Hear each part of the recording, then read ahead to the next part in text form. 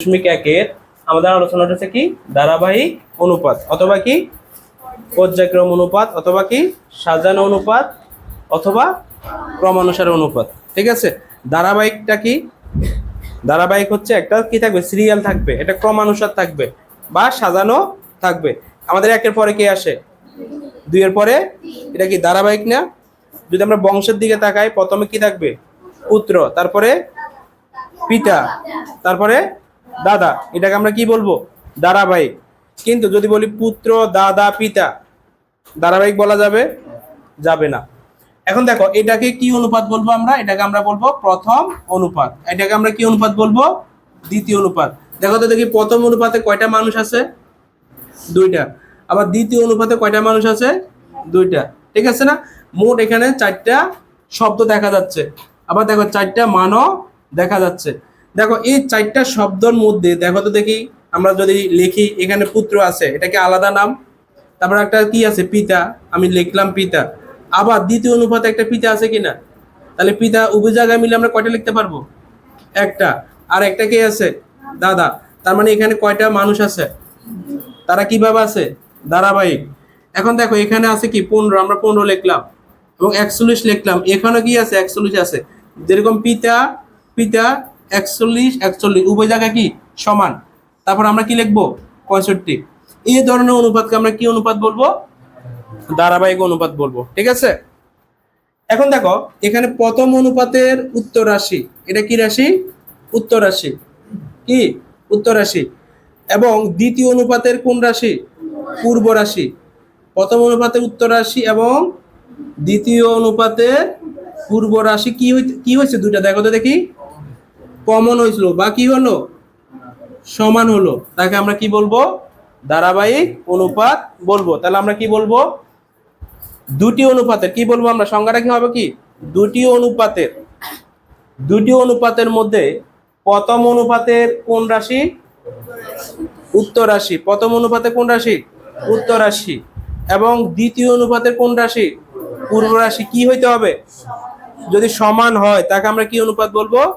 ধারাবাহিক অনুপাত বলবো। কথা ক্লিয়ার? এখন দেখো উদাহরণ 2-তে আরেকটা নিয়ম আছে। দেখো পুত্র অনুপাত কি? পিতা। এখানে আছে কি 7 5। আবার আছে কি পিতা অনুপাত কি আছে? পুত্র। কত আছে? আচ্ছা এখানে দাদা হবে। হ্যাঁ দুঃখিত, এখানে কি হবে? দাদা হবে। 8 অনুপাত কত? 9। একটু খেয়াল করো দেখি এখানে পুত্র কত?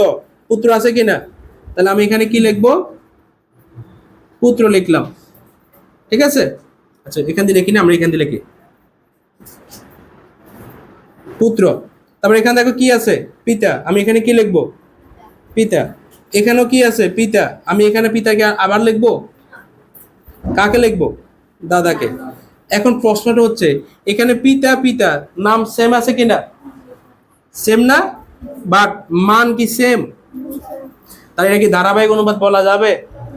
এটাকে ধারাবাহিক অনুপাত বলা যাবে না। কেন যাবে না? সংজ্ঞাটা কি? প্রথম অনুপাতের কি? উত্তর রাশি এবং দ্বিতীয় অনুপাতের কি? পূর্ব রাশি কি সমান?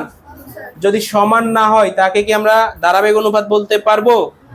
ধারাবাহিক অনুপাত বলতে পারবো না। যদি এরকম থাকে তাদের কি ধারাবাহিক অনুপাত বানানো যাবে কিনা? অবশ্যই যাবে। সেটা কিভাবে যাবে একটু দেখো।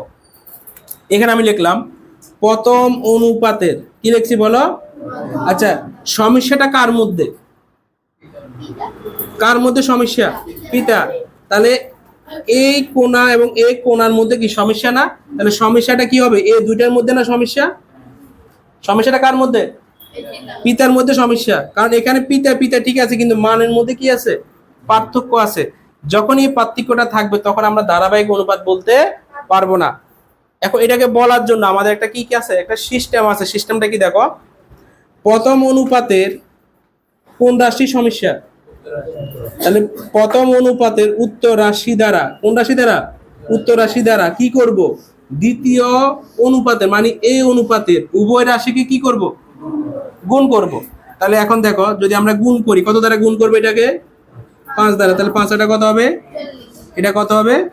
45। ওকে, এবার আসো আবার দ্বিতীয় অনুপাতের কোন রাশি নিব আমরা? পূর্ব রাশি। পূর্ব রাশি দ্বারা প্রথম অনুপাতের একটা রাশি নাকি উভয় রাশিকে কি করব? গুণ করব। তাহলে 8 দ্বারা যদি আমি এটাকে গুণ করি কত হবে? 7 8 কত? 56। আর এখানে কত হবে? 5 8 কত হবে? 40। ঠিক আছে, গুণ করলে কি পাবো? ধারাবাহিক অনুপাত পাওয়া যাবে। তাহলে আমাদের পরীক্ষায় ধারাবাহিক অনুপাত কয় রূপে আসতে পারে? 2 রূপে।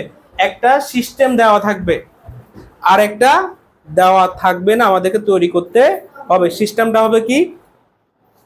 প্রথম অনুপাতের উত্তর রাশি যেটা থাকবে লাস্টেরটা দিয়ে দ্বিতীয় অনুপাতের উভয়টাকে আমরা কি করব? গুণ করব। এবং দ্বিতীয় অনুপাতের পূর্ব রাশি দ্বারা উভয়টাকে কি করব? আমরা গুণ করব। গুণ করলে যে মান পাবো, দেখো এখন দেখো এখানে 40 এখানে 40 হয়েছে কিনা? হয়েছে। তাহলে বলো সংজ্ঞাটা আমার বলো। প্রথম অনুপাতের উত্তর রাশি দ্বিতীয় অনুপাতের পূর্ব রাশি সমান হয়েছে কিনা? যদি সমান হয় তাকে আমরা কি অনুপাত বলবো? ধারাবাহিক অনুপাত বলবো। ঠিক আছে, ক্লিয়ার?